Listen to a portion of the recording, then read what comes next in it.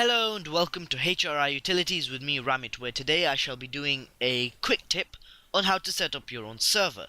Now for this example I will be using Minecraft because it's the simplest way to set up a server and it uses the least ports, arguably.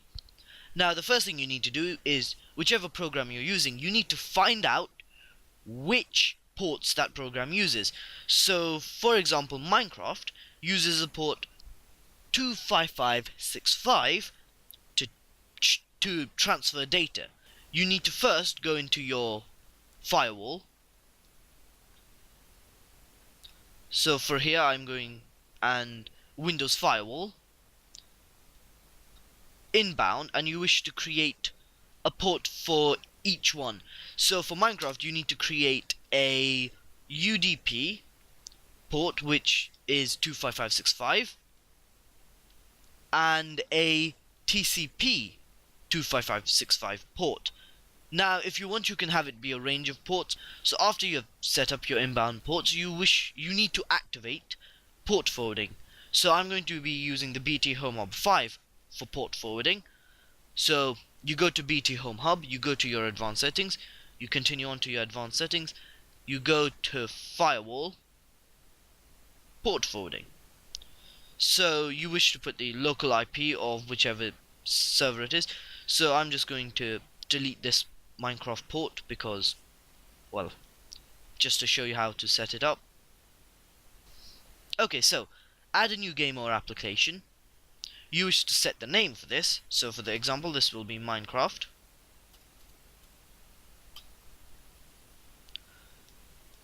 Copy an existing game or application. No. So protocol TCP 25565 to 25565. Same with translate to.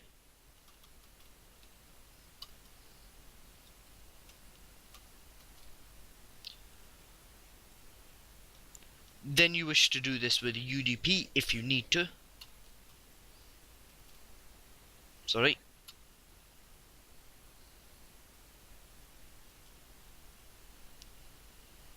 Yep. Yeah, it did crash. Sorry about this, Firefox is being a bit annoying because it's not getting enough CPU.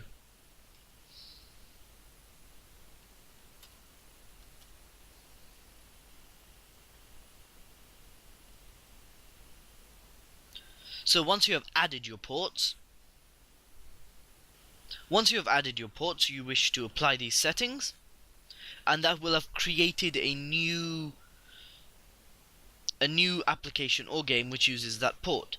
Now if you go back to port forwarding, and you can, for a certain, so you then need to find the ports. So Minecraft is here, then you can move on to wherever it is, use a defined IP address, and that will be 172.1.0.80.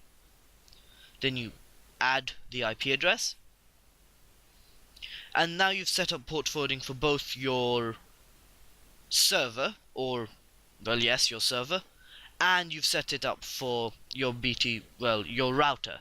So different routers will have different methods, but I know that different routers will have different difficulty. For example, a O2 router will be different to a BT router when it comes to port forwarding. After you've set up your ports, you can move on to your server, and then you need to download the Minecraft server.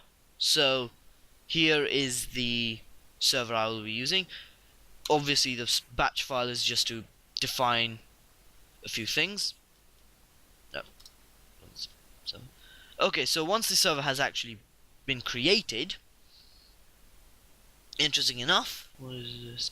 Okay, so once the server has been created, you will be able to do a lot of things with it. Not many on the actual server, but now people should be able to connect to it.